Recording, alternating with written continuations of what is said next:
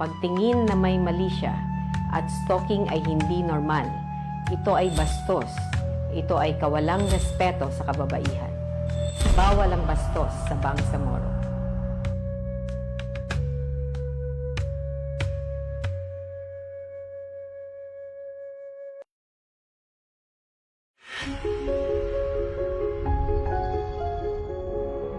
MSSD, uplifting Bangsamoro lives.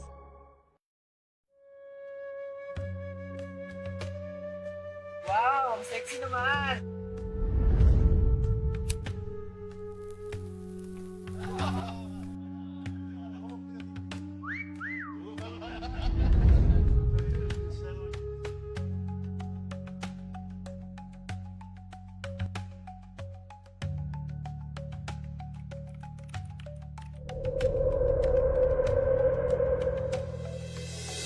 Ang catcalling, wolf whistling, pagtingin na may mali siya, at stalking ay hindi normal.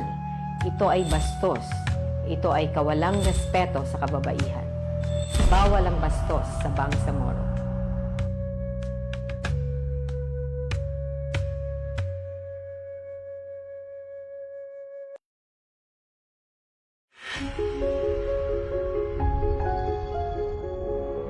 MSSD, uplifting Bangsamoro lives.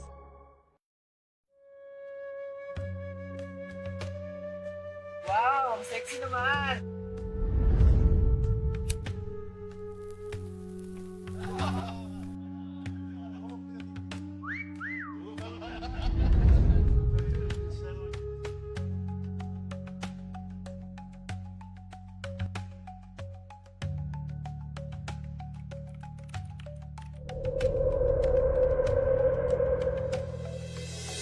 Ang catcalling, wolf whistling, pagtingin na may mali siya, at stalking ay hindi normal. Ito ay bastos. Ito ay kawalang respeto sa kababaihan. Bawal ang bastos sa Bangsamoro.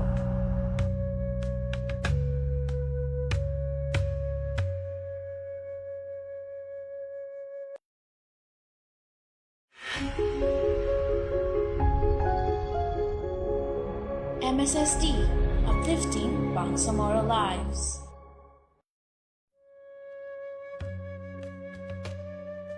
Wow, ang sexy naman!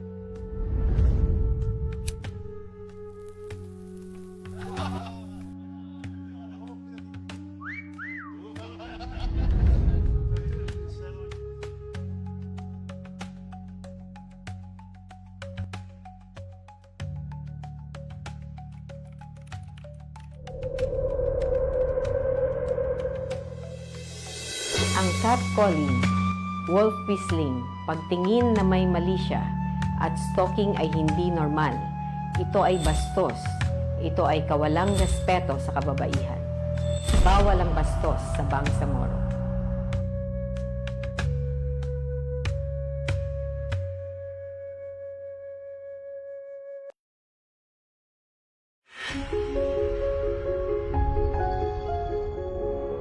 MSSD, uplifting Bangsamoro lives.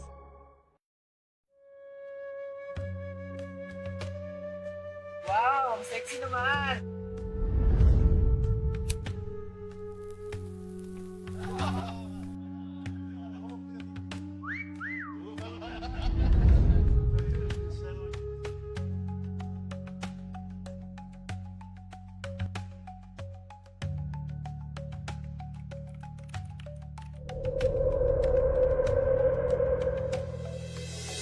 Ang catcalling, wolf whistling, pagtingin na may mali siya, at stalking ay hindi normal.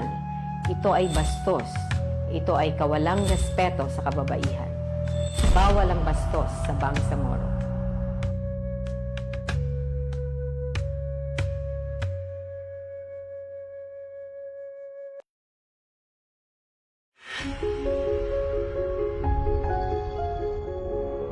MSSD, uplifting Bangsamoro lives.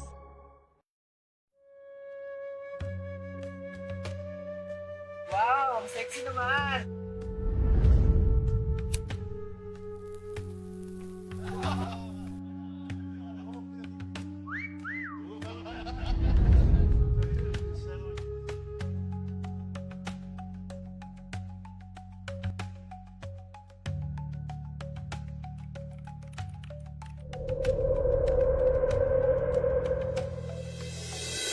catcalling, wolf whistling, pagtingin na may mali siya, at stalking ay hindi normal. Ito ay bastos. Ito ay kawalang respeto sa kababaihan. Bawal ang bastos sa Bangsamoro.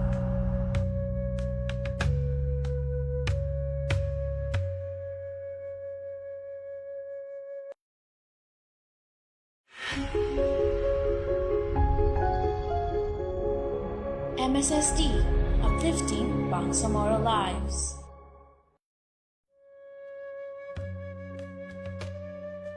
Wow, ang sexy naman!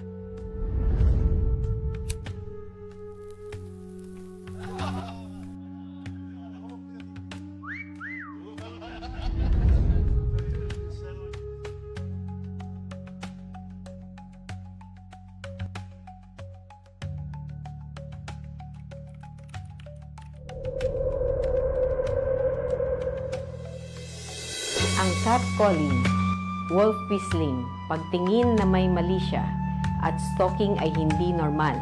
Ito ay bastos. Ito ay kawalang respeto sa kababaihan. Bawal ang bastos sa Bangsamoro.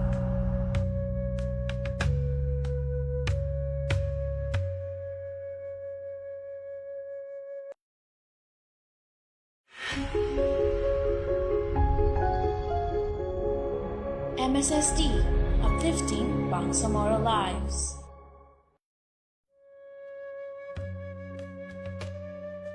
Wow, ang sexy naman!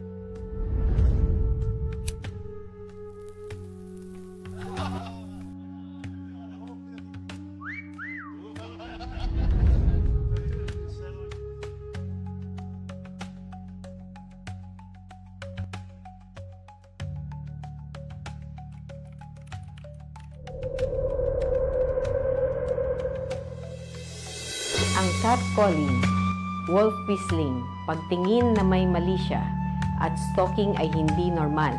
Ito ay bastos. Ito ay kawalang respeto sa kababaihan. Bawal ang bastos sa Bangsamoro.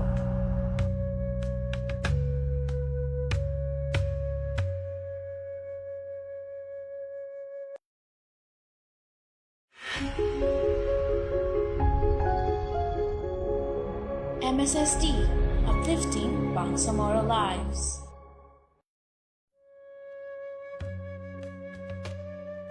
Wow, ang sexy naman! Ang mga pananaw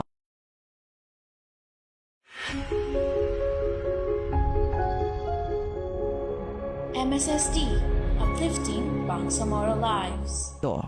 Alamin ang iba't ibang programa at serbisyong handog ng Ministry of Social Services and Development o MSSD sa mga mamamayan ng Bangsamoro Autonomous Region in Muslim Mindanao sa programang Bangsamoro Muna, MSSD at your service. Samahan ang inyong mga tagapaglingkod mula sa MSSD sa pangunguna ni Minister Attorney Raisa Jajuri at alamin ang mga proyekto at programa ng Bangsamoro Government para sa mga kabataan, kababaihan, nakatatanda at sa lahat ng mga vulnerabong sektor ng lipunan. Bangsamoro Muna, MSSD at your service. Mapapakinggan sa DXMS AM, Radyo Bida, Cotabato City, DXOM AM, Radyo Bida, Coronadal City at Voice FM Cotabato tuwing Sabado, alas 8 hanggang alas 9 ng umaga. Bangsamoro Muna, MSSD at your service. Makialam, makibalita at makibahagi. Sama-sama nating paunlarin ang buhay ng Bangsamoro. Bangsamoro Muna, MSSD at your service.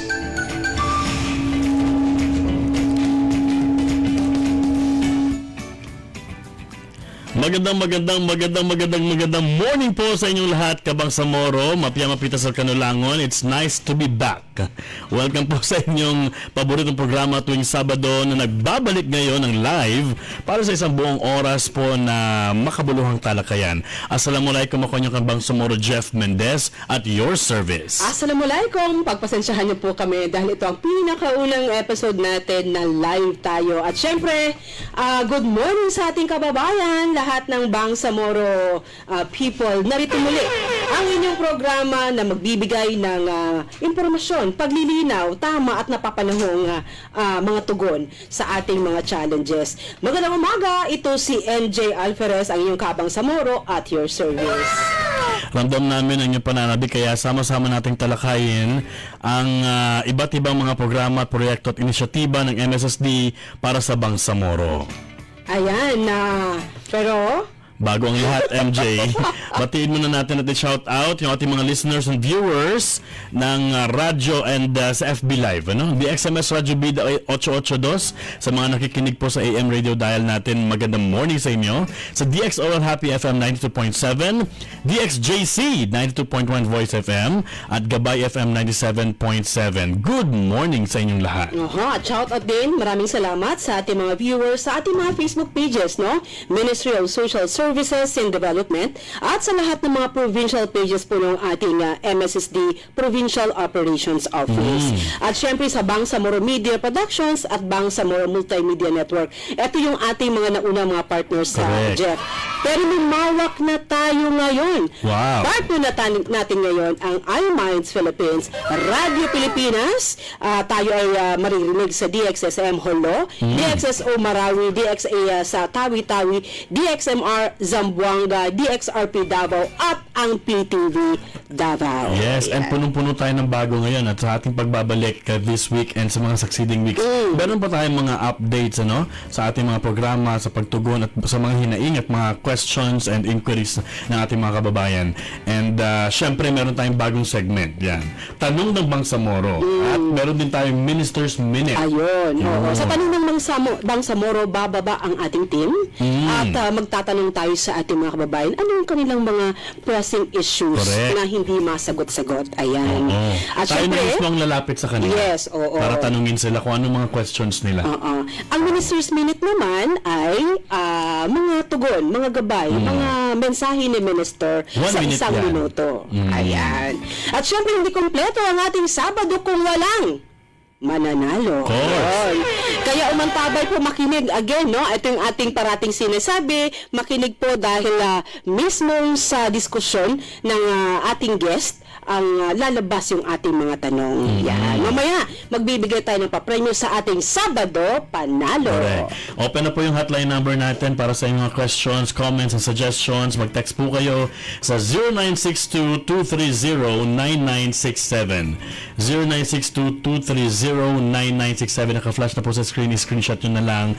At sa mga bahay na wala pong Facebook Live, hindi nanonood at nakikinig na bumonitor sa radyo, ay i-save nyo na po yan sa inyong mga phones. 0962-230-9967. Pwede ko kayo chat din sa messenger ng Ministry of Social Services and Development.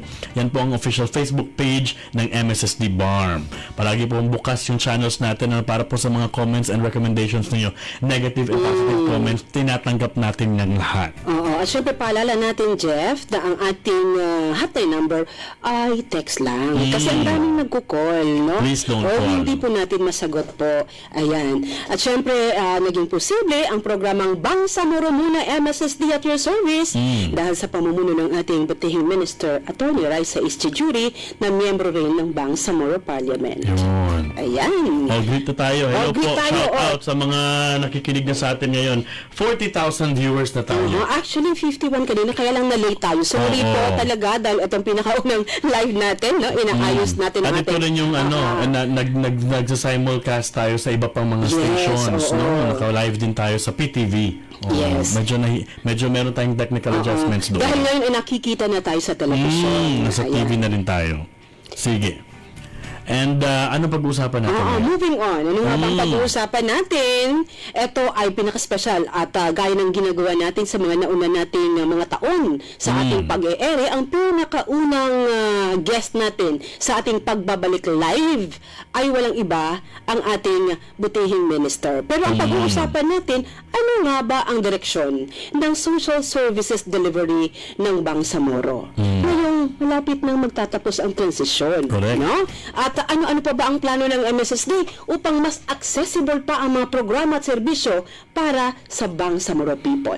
Ayan. And to give us an update, nasa Zoom, no? Makakasama natin by Zoom ang mismong minister po ng MSSD BARM, si Attorney Raisa H. Jajuri. Good morning po sa inyo, Minister Jajuri, and welcome sa Bangsamoro muna MSSD at your service. Magandang umaga po. Assalamualaikum sa ating mga tagapanood at tagapakinig. Yun. Sige. Simulan natin yung mga natin, MJ. Yung first part ng segment natin. Ano yung mga dapat pong malaman ng ating mga Kabangsamoro minister? Sige, ang naisabi po sa akin, gusto po nating tutukan ngayon yung mga strategic directions, priority action points ng MSSD, lalo na patapos na po ang transition period. Magkakaroon na po tayo ng eleksyon sa Setyembre at by October 30 ay uupo na po ang bagong halal na regular Bangsamoro government. So ano po ba yung patutunguhan ng MSSD mula ngayon patungo doon sa new government, and then even beyond that, no? Kasi mahaba po ito at maraming kailangan gawin. Ang unang-una po na isang strategiya na gusto nating tutukan at tinututukan na po natin ngayon ay yung LGU empowerment. Dahil ang konsepto po ayon sa ating isang batas, no, na ipinasa noong 2023, itong Bangsamoro Local Governance Code, kailangan na po tayong mag-devolve ng powers sa ating mga local government units. So, mandato po ng mga bawat ministry na nakasulat doon sa Local Governance Code na i-transfer na yung ilang mga kapangyarihan na ngayon ay ginagampanan ng ministry. So, ngayon po, tutulong tayo, makikipag-partner po tayo sa mga LGUs at gagawa tayo ng isang LGU devolution plan para po mai-transfer itong mga powers na ito. Minister, tanong lang po, anong level na po tayo ngayon dito sa ating proseso para mas maintindihan ng ating LGUs na kailangan na nating ibaba itong pag-devolve nitong ating mga social services sa kanila? Sa level po ng MSSD, medyo marami-rami na rin po ang nagawa natin. Bagamat hindi pa yung actual na pagde-devolve, no? Nagkaroon po tayo, nag-create tayo ng isang technical working group sa loob po ng ministro para po pag-aralan ito. At nagkaroon po sila ng parang pilot survey ng mga LGUs natin. Kasi ang una po natin gustong malaman ay gaano rin kahanda ang LGUs dito sa pag-transfer ng ating powers. Ayaw naman po nating bitawan itong mga responsibilidad, pero hindi naman pala handa ang ating local government. So, bago po tayo makagawa ng plano at yung actual na devolution, kailangan po nating aralin nasaan na ba ang LGUs natin. So, nandun pa rin po tayo sa level na yon. Iniintay din natin yung kumpas ng mas malawakan across the Bangsamoro government na devolution committee, no? Para po sabay-sabay at coordinated ang devolution na mangyayari.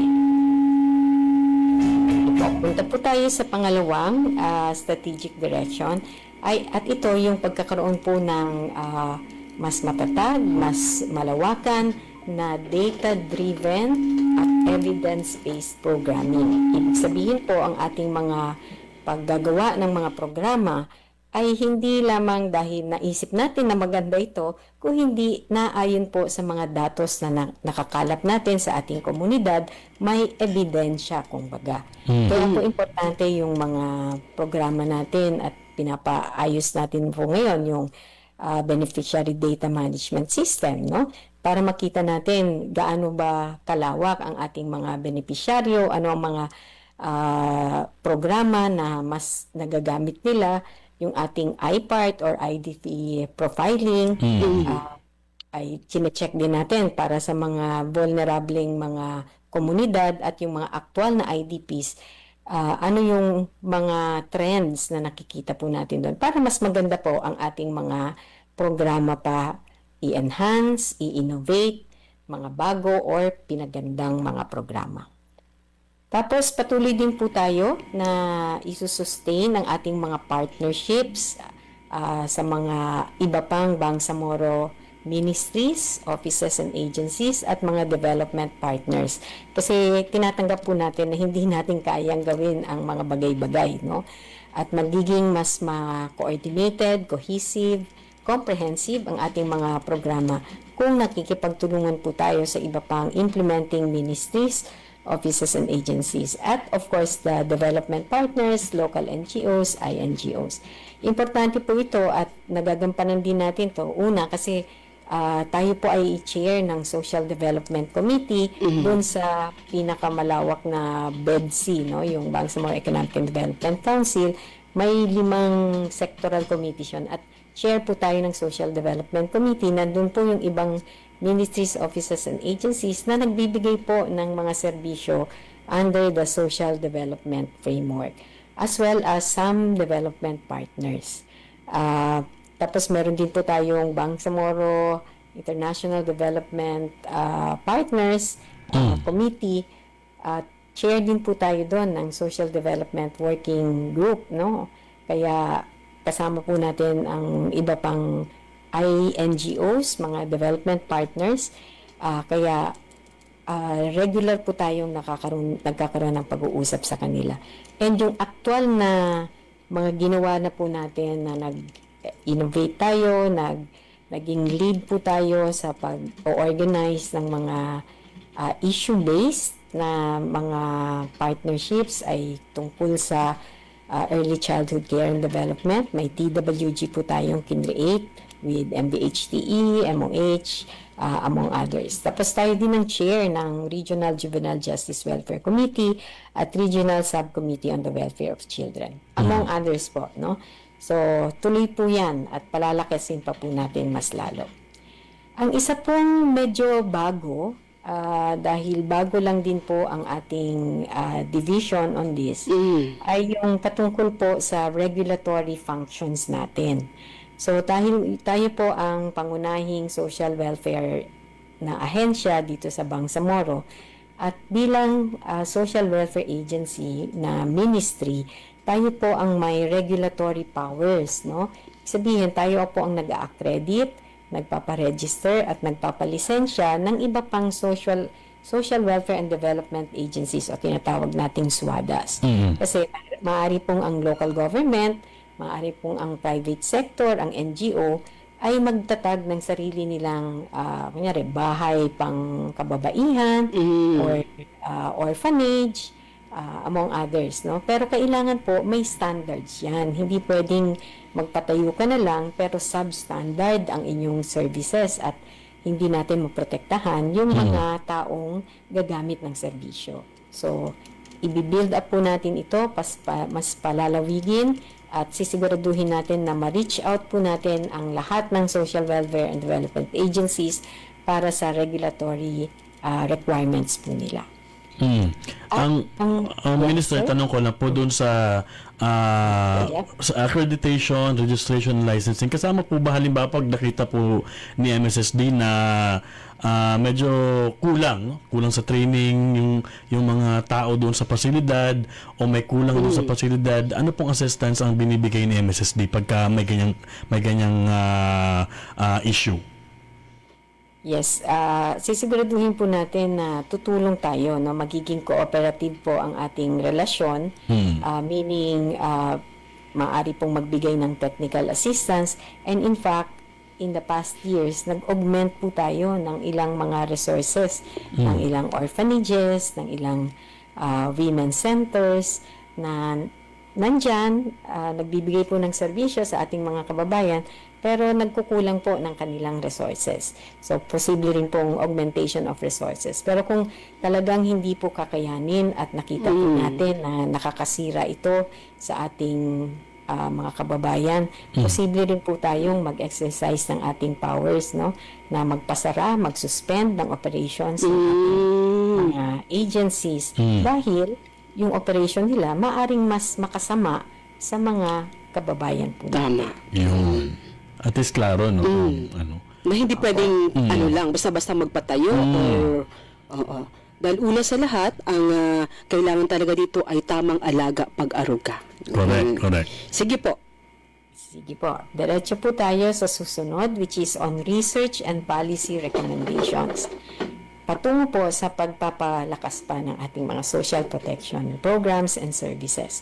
So last year, nagsimula po tayo ng isang conference, research conference, na tinawag nating SWARACON, kung saan ang iba-ibang social workers, mga social worker, even students, no, ay sumali po or from other disciplines. Basta ang focus po ng kanilang research ay social protection, social welfare. At nagbigay po tayo ng competition po ito, isa pong invitation for them to conduct their research and to present them before a panel of judges. At nagbigay po tayo ng pabuya or reward, no, sa mga best researches. At gagamitin din po natin ito. But internally, even MSSD is also venturing in more researches para po mas makilala natin, mas malaman natin ang mga issues ng ating kababayan para magawa natin ang tamang o angkop na programa. Napakaganda nito, Minister. Ito talagang initiative na ito ay napakaganda dahil dito talaga manggagaling yung research talaga, research-based, yung mga pangangailangan ng Bangsamoro. Kasi importante sa mga kababayan natin, importante yung research. Kasi para hindi masayang yung resources. Kasi pera po ng taong bayan ginagastos. Kapag ka may maling desisyon, si MSSD, sayang yung pera. Sayang yung pera, time and effort. Yun ang winawaldas natin kapag ka gumagawa ng programa na hindi nakabase sa research. Hindi lang nag-i-implement dahil mag-implement lang. Nag-i-implement tayo dahil may basehan. Sige, Minister. Tama po. At ang susunod po ay ang ating pagsisiguro ng ating mga social welfare programs, mga interventions po natin ay nakakaabot sa mga Bangsamoro communities. Hindi lamang po sa loob ng BARM or ng autonomous region ng Bangsamoro, kung hindi yung mga nasa labas. Dahil ayon din po sa Bangsamoro Organic Law, yan po ay mandato rin ng Bangsamoro government as long as nakikipag-coordinate sila sa mga LGUs nitong Bangsamoro communities. Kasama rin dito po yung pag-transition ng Sulu, no? Maalala natin, meron pong Supreme Court decision na nagsabing hindi dapat ituring ang Sulu bilang bahagi ng BARM. Kaya po, aalis po sila, mapupunta po sila sa Region 9. At ngayon po ay meron tayong Technical Working Group on Sulu. This is national government, local government, and the LGU. Ay pinag-uusapan po itong transition para po hindi biglaan, para po masigurado rin natin ang ating mga workers, mga empleyado ay hindi rin mawalan ng trabaho. At yung serbisyo ay patuloy. Alin pa po mga Minister, alin pa po mga Bangsamoro communities ang binibigyan po ni MSSD ng intervention aside from Sulu na hindi na hindi na kasama sa BARM, pero may mga Bangsamoro communities outside BARM pa din tayo na ina-assist, hindi po ba? Yes po. Marami po. Usually, we act also on the basis of requests. Meron pong mga Bangsamoro community sa Lanao del Norte, Zamboanga, Sibugay, Zamboanga City, Davao, General Santos, others. Malayo po. Umabot pa po tayo sa Maynila, no, na nagkaroon din ng sunog sa Taguig. Ay kung hanggat kakayanin po ng MSSD, and also ngayon meron po tayong Office of Other Bangsamoro Communities bilang isang ahensya ng BARM. Siya yung po partner. tayo makikipag-coordinate para siguradong yung ating serbisyo ay makarating po sa mga kulang. Talaga sa MSSD wants no Bangsamoro left behind. Walang maiiwang Bangsamoro kahit saan ka man sa Pilipinas. Pero aside from MSSD, pag-usapang outside Bangsamoro communities, marami namang ahensya din tumutulong. Yung nabanggit ni Minister na isang opisina talaga, yung OOBC, na Office of, tama ba, OOBC? Oo, na outside the Bangsamoro communities. Yeah. So, siya yung partner ni MSSD para tama yung napaabot natin ng mga suporta. Minister, itong RACO, ano ito? Oo, yun po yung susunod na ating strategic direction, no? Na medyo bago din po. Ang RACO, Regional Alternative Child Care Office, dahil yung adoption po, yung alternative childcare, no? Yung childcare kasi normally it's with the parents, no? Yung ating nuclear family and maybe even extended family ang pag-aalaga ng bata. Yung custody, yung care ay doon po nanggagaling. Pero may mga sitwasyon po na ang bata ay abandoned, ang bata ay orphaned, ang bata ay tinanggal sa pamilya niya dahil siya ay neglected or abused. Kung kaya, kailangan din natin pong pag-isipan ano yung alternative child care na ibibigay natin sa mga sitwasyon na ito. So itong RACO ay isang opisina na meron pong ganyang function, no? Towards adoption, towards ensuring na merong pamilya na eventually ay kukuha po doon sa batang walang natural or normal na child care. Pinag-iisipan din po natin kasi sa Muslim po, Yun na. under the Code on Muslim Personal Laws at saka pagtuturo po ng Sharia, wala pong adoption, no? Tulad ng nangyayari sa hindi mga Muslim communities. Kaya inaaral din po natin ang isang polisiya na sana ay mailagay po natin sa BARM yung kafala, which is another alternative child care arrangement para po naman sa mga Muslim children and Muslim families. Yun. Alright. Tapos meron po tayong gustong gawin din na palakasin yung ating Oversight Council and monitoring ng ating 4Ps at iba pa pong social protection interventions. Ang natural po or ang nakalagay po sa batas na Oversight Council ay yung Bangsamoro Regional Advisory Council or yan po, BRAC. Para po tingnan yung at i-monitor, no, yung implementation ng 4Ps. Kasi yung 4Ps po, akala po nila MSSD lang ang gumagawa. Pero kung maalala po natin, may bahagi dyan on health, may bahagi dyan on education, and therefore yung MDHTE, MOH, among others, ay kasama po sa pagsisiguro na yung 4Ps as a program ay ma-implement natin dito. So, sisiguraduhin po natin na mapalakas po natin itong council na to. And ang mga monitoring din, no? Kung makikita po natin sa Facebook page, very particular po ang MSSD rin sa monitoring ng ating implementation para po mas mapaigting po natin, maiayos natin yung mga, kung meron mang kakulangan sa ating programa o sa implementation, ay maiayos po. Minister, one quick question lang before we will break for commercial. May pagbabago ba sa 4Ps implementation ngayong contractual personnel na ng 4P staff sa MSSD? Sa implementation, wala naman po. It will be the same program, pero internally, magkakaroon po ng pagkakaiba dahil ngayon, kung dati po ang nakalagay sa kontrata nila ay walang employer-employee relationship, ngayon po ay empleyado na silang regular ng Bangsamoro government through MSST. Meron pong mga kaakibat din na additional requirements, additional responsibilities, pero meron din pong kaakibat na additional benefits din for our workers. Ayan. Ayun, 8:43, Kabangsamoro. MSSD BARM at your service. Siyempre, proceed tayo sa ano natin. Hindi na ba tayo magbe-break? Hindi na tayo magbe-break. Okay, sige pa. So, magtanong ng Bangsamoro tayo. Ayan. Ito na po yung mga ito yung news segment natin. Pinakabago, Oo. tanong ng Bangsamoro yan at sasagutin ng ating guest. Yes. Sasagutin ni Minister. Pagkaisa, mga suboy sa mangkot. Tanong ng Bangsamoro.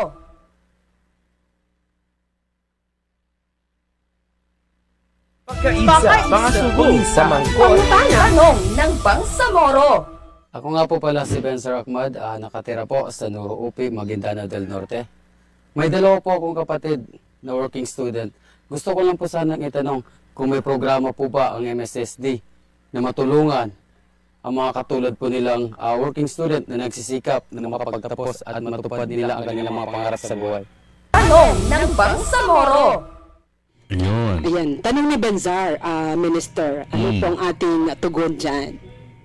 Sige, si Benzar ng Nuro UP ay ang pwede ko pong sabihin na isang programa na pwedeng makatulong sa kanyang mga working students na kapatid ay yung Angat Bangsamorong Kabataan Tungo sa Karunungan or ABACA, which is an educational assistance program ng MSSD, at bibigyan po yung beneficiaries na ito ng tulong pinansyal dahil ina-assume ko kaya po sila working students ay nangangailangan sila ng suporta para sa kanilang pag-aaral o sa pangangailangan ng pamilya din, no? So, ito pong ABACA, bibigyan po kung college students tulad ng kapatid ni Benhar, ay mabibigyan po ng 10,000 pesos para tulong po sa kanilang pamasahe, sa kanilang pagbili ng libro, baon, at iba pa, mga projects no, sa eskwelahan. Na tingin ko may ibsan yung ilan pong mga kakulangan nila no sa pag-aaral. For more information about the program, Minister, saan po sila pwedeng pumunta or bumisita na website or Facebook page, no, para po naman makita nila yung kabuuang details ng program? Meron po tayong Facebook page, Ministry of Social Services and Development, BARM. At pwede po, mas madali po siguro sa kanila kung nasa UP sila, pumunta na rin sa kanilang munisipyo. Usually po, sa munisipyo, nandun po yung opisina ng Municipal Social Welfare Officer, at pwede po silang magtanong ng mga requirements, mag-apply, at magtingin po kung meron puwang, no, para po sila ay makasama sa programa. Or pwede rin po silang pumunta sa regional office, which is sa loob po ng Bangsamoro Government Center. At pwede po namin silang ma-refer kung nandun po sila sa Cotabato City, doon sa kanilang munisipyo, or mabigyan ng slots under the regional office. Yun. Alright, sige. And syempre, mabibigyan na tayo ng papremyo. Okay. Mamimigyan na tayo sa ating sarang panalo. Muna. So, mamaya na yung isang tanong. Alright. Ang ating tanong, MJ, tanong ba ito? Napakahirap ng tanong. Oo. Sige. Ako din magtatanong. Ikaw magtatanong dyan. O sige, i-flash na ang tanong.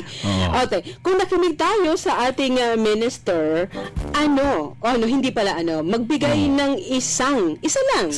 Sa mga nabanggit ni minister doon sa mga prioridad, mga strategic priorities ng MSSD, magbigay lang ng isa doon sa kanyang mga nabanggit. Hindi naman kailangan kompleto talaga. Hindi naman kailangan kompleto. Kahit na yung phrase lang. Kung ano naintindihan ninyo doon. Parang root. Keyword. Keyword, yes. Pwede po yun.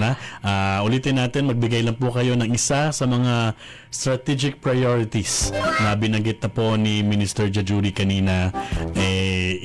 Sabihin nyo lang po yung keywords, basta't nandoon ang akma yung mga sagot ninyo, okay yun. Okay, basta ang ating policy ay ganun pa din. Paunahan tayo. Mukhang hindi masyadong prepared ang ating mga ang ating mga listeners at viewers ngayong umaga.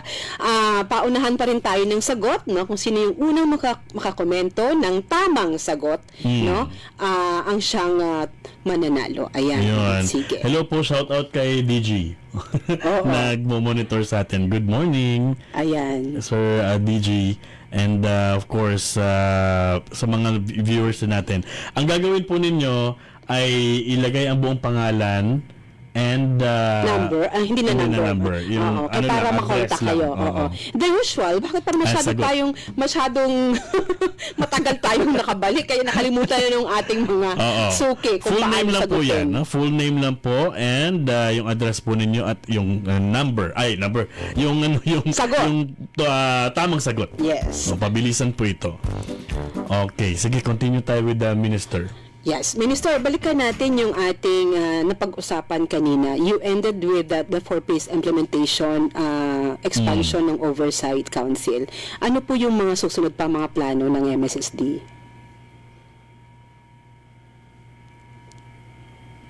Minister?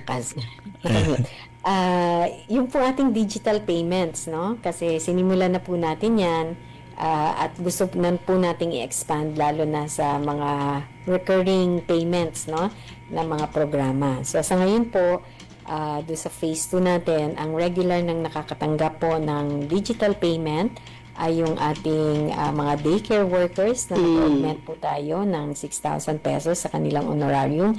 Ang ating mga para-social workers under the Lingkod Pamayanan para sa Kapayapaan, mga tig 2,590 po yung each, no, under those programs. And then yung mga learners po natin, kung maalala po natin, meron tayong Center for Persons with Disabilities dito sa Cotabato City. At meron din po silang mga allowances. So, yan po, regular na po silang nakakatanggap. At gusto nating i-expand sa iba-iba pa po nating mga programa para una, mas madali po sa ating mga social workers ang payouts, and then mas madali sa ating beneficiaries, no? Hindi na sila pipila at diretso na pong makukuha nila ng buong buo at walang delikado sa pagpunta sa lugar or may mga kumukuha ng pera nila. So, yung digital payments. Minister, itong digital payment, ito na yung, ang umpisa nito, ito yung pag-partnership natin with GCash. Tama ba? Isa po yan. Meron din po tayong partnership with DBP prior to GCash. Si DBP po, siya yung nagfa-facilitate ng kahit anong platforms, anong bangko or financial institutions ang pinili po ng beneficiary.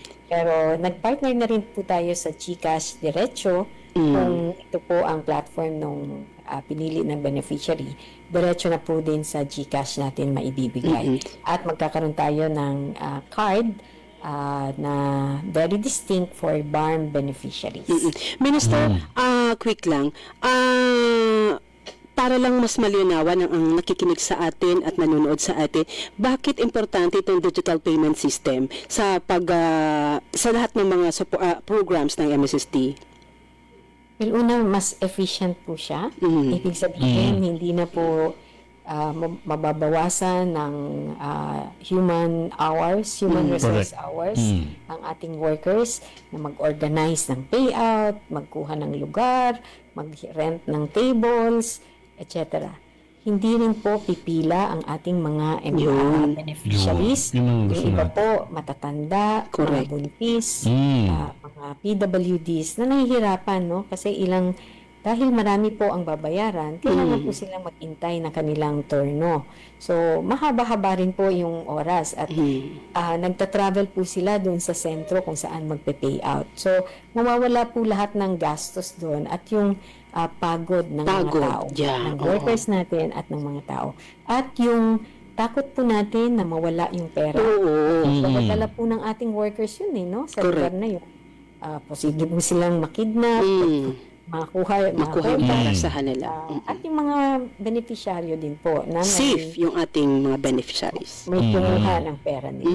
So, importante po yun. At mas maganda po yung digital payments kasi meron na rin pong mga paglalaanan na digital din ang payouts payment din nila. So, andun po yung pera. At masiguro natin na yung perang pinakalaan sa kanila ay makakarating talaga sa kanila ng buo. No? Wala nang kaltas dahil hindi na ito manual. No? Minister, nasa ano po tayo sa digitalization mechanism natin sa MSSD? So may partnerships na po tayo with certain financial institutions. As I mentioned, si DBP. Previously, meron din po tayo kay Amana Bank. Tapos meron din po tayo ngayon si GCash, yung pinaka-latest.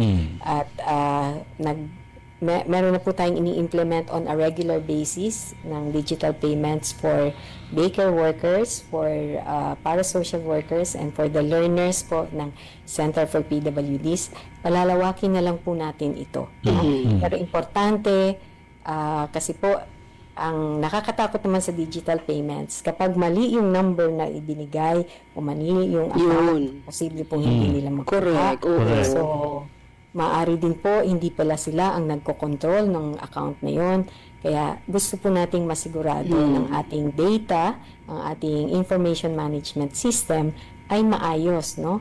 At klaro at accurate para yung ating payments din ay accurate at diretso dun sa beneficiary. Okay. Panghuling so, yun po yung susunod naman, no? Yung susunod naman po ay yung ating information management system. So, tulad ng sabi ko, na-mention ko kanina yung beneficiary data management system na nilaunch po natin Ito po ay isang sistema natin para across the different programs, merong datos po ang MSSD kung saan lahat ng beneficiaries, lahat ng impormasyon na kailangan namin para ma-deliver sa kanilang services at makita kung ano yung services na na-deliver na sa kanila ay nasa kamay po natin, magagamit natin sa future implementation or sa actual implementation ng current programs. So, the BDMS, yung IPART, nasabi ko na rin po, under the IDP law din, meron tayong function as MSSD to have more information on displacement, among others po. So, yan po ang isa sa ating mga gustong tutukan na strategiya. And then, lastly, dahil na-mention ko po yung IDP law na naipasa rin po natin sa Parliament, ay gusto po nating palakasin yung tinatawag na durable solutions, mga intervention o mga programa patungo po sa durable solutions. Ano po ba yung durable solutions? Gusto po natin kasi kapag may displacement, ang pinaka-objective po natin ay either makabalik po sila sa kanilang pinanggalingan, local integration kung nasaan po sila nag-bakwit, or ma-resettle sila elsewhere. Pero hindi po yun yung pinakasolusyon lang na pabalikin o manatili o mahanapan ng ibang lugar.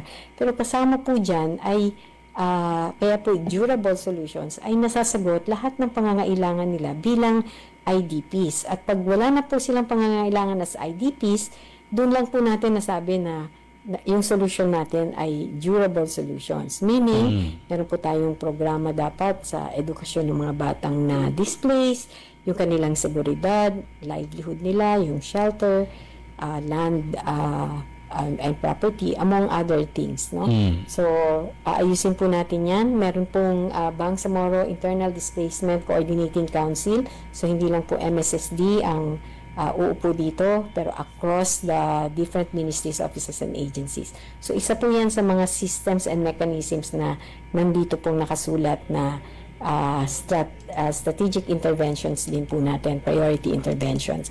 And then under the local governments po, dapat meron din pong local internal displacement councils din po.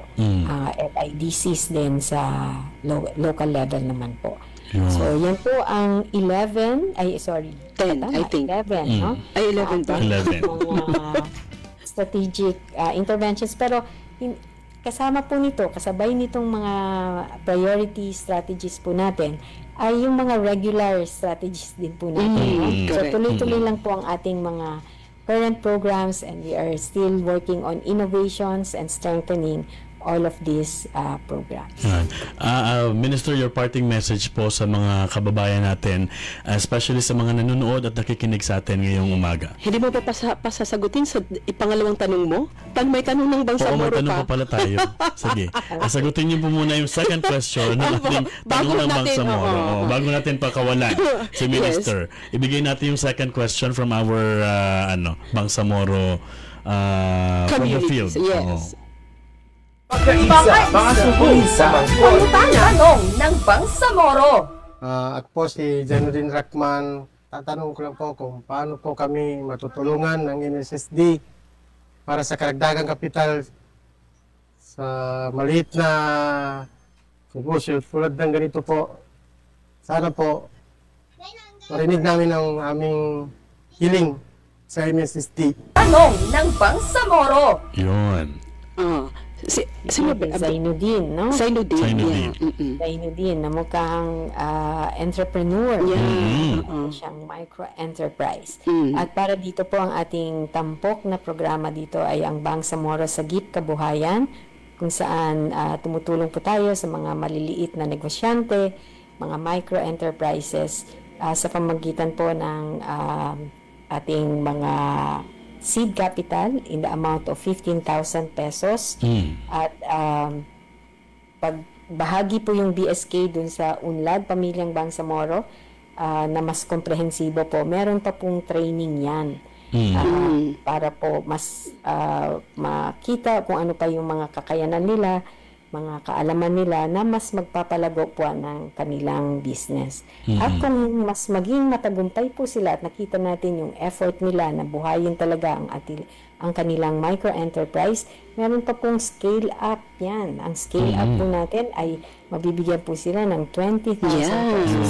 Yeah, 20,000. Kasi pwede pong sabihin nila, ay hindi na lang isang karito ng gusto ko ng dalawa. Correct. O gusto kong mag-advertise. So, kailangan ko ng radio spots, whatever, no? Or magpalago ng aking social media para yung aking online business ay mas makilala. So, yan po ay ang mga scale up, no? At sa Unlad Pamilyang Bangsamoro, tinutugunan din po natin yung edukasyon ng kanilang mga anak. Meron din po silang rice subsidy. So, yun po yung mga programa natin. Bangsamoro Sagip Kabuhayan, or kung maging bahagi sila ng Unlad Pamilyang Bangsamoro, meron ding 15,000 pesos tulad ng BSK. Pero meron pa pong mga dagdag at i-case manage po sila ng ating municipal social welfare officers. Yun. And finally, your parting message. Wait 9 muna. o'clock na Yes, talaga. I know. Maputol tayo sa kabilang pero question. yung merong question kasi si Nodomila, sabi niya, good morning ma'am, ask ko lang po, kailan po ma-release yung gamot namin na 7,000 medical assistance? Ayan. Quick lang po, Minister, please. Sige, hindi ko po masagot kung saan lugar si Nodomila. Dahil ang programa pong ito, yung sa gamot, ay with mercury drug. Nagkakaroon lang po ng konting gap, no? Kapag meron pong proseso na hindi natutugunan kaagad. Either hindi kami nakatanggap kaagad ng statement of accounts from mercury drug, or hindi kami nakabayad kaagad. Dahil sa mga requirements po ng mga papeles na kailangan laging may attachment para po hindi tayo questionin ng COA. So, we are working on it definitely kasi alam po natin na yung mga gamot ay kailangan po ng ating kababayan. Alright. Yan. Maraming salamat, Minister. Short message po ninyo sa ating mga kabangsamoro. Una, gusto ko pong pasalamatan kayo, si Jeff, si MJ, at ang lahat po ng tao dyan sa NDBC at sa ICD. Lahat po ng taga-subaybay ng Bangsamoro Muna, MSSD at your service sa mga nakaraang taon. Ito pa lang po ang ating 2026 maiden episode. Pero in the last years, no, na magpa 5 years na po tayo, Minister. Libong mga taga-panood at taga-pakinig, no? At ngayon ay lumalawak na tayo. Hindi na lang tayo dito sa mainland, meron na tayo sa islands, meron pa tayo sa national na PTV at Radyo Pilipinas. So, maraming pong salamat. Sana po ay patuloy tayong makinig at patuloy tayong magka-interes sa trabaho ng MSST para nalalaman niyo po kung ano yung mga programa na magagamit nyo, makakatulong sa inyo, at makapag-feedback din po kayo sa amin. So, parang two-way po na communications para po mas mapagaling pa po namin ang ating mga serbisyo. Yun. Maraming salamat po sa inyo, MSSD Minister. BAR Minister Attorney Raisa Jajuri. Ayan, nagpapasalamat kami sa inyong pakikibahagi sa ating programa. Magsabado panalo tayo. May question pa Sabado isa. panalo. O may isa pa pa. Okay. Next question po natin. Para manalo po kayo ng magkano? 300 peso worth of GCash. Yes. Second question. Pwede naman GCash. Pwede naman Pwedeng load. Ayan. Kung ayaw nyo ng GCash. Second question, ipakita na sa ating technical team. Yun. Magbigay ng isang strategic priority na nabanggit ng ating minister. Ibig sabihin, 11 lahat yun. kasi 11 kasi lahat. Walang na-retain. Ibig sabihin, dalawa pong strategic priorities po ang hinihingi natin. Pero tag-isa kanina, isa ngayon, isa naman. Yung iba naman. 300 peso worth of GCash yan. Kaya i-message nyo na, i-comment nyo na ang full name ninyo, ang inyong address, at ang inyo pong tamang sagot. Basta ang makakasagot ay pasok pa rin before tayo mag-e-end. Pasok sa banga. Okay, ayan. Okay, wala na tayong oras, mga kababayan. It's 9:03 in the morning. At of course, we cannot thank you enough para sa patuloy na pagtutok sa Bangsamoro Muna MSSD at your service. Tayo ay magfa 5 years na rin ngayong taon na to. Thank you so much sa iyong oras at sa karagdagang tanong, paglilinaw, pwede po mag-chat sa FB Messenger po namin o di kaya sa aming hotline number 0962-230-9967. Wag po mag-call please lang, no? Mag-text lang Text po lang po. tayo. Again, 0962-230-9967. Muli, ito po si MJ Alvarez. Maraming salamat sa inyong pagsubaybay. Mabuhay ka, Bangsamoro. Sa ngalan po ng buhanan ng Information and Communications Division ng MSSD BARM, kay Carl Daniel, ang IT specialist po ng NDBC Cotabato, and of course, ating pong technician on board, Jeff Longakit. Ako po si Jeff Mendez. Maraming thank you sa inyong lahat. At tandaan po natin, basta't serbisyo, una ka, Bangsamoro. See you next week po para po sa isa na namang makabuluhang talakayan dito pa rin sa inyong paboritong programang Bangsamoro Muna, MSSD at your service!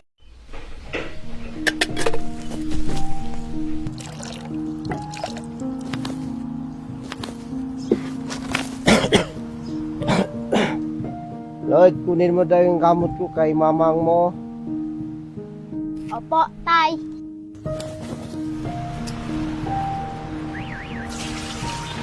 Ang gamot ni Papang. Sige anak. Hala, hindi pa ako nakabili ng gamot.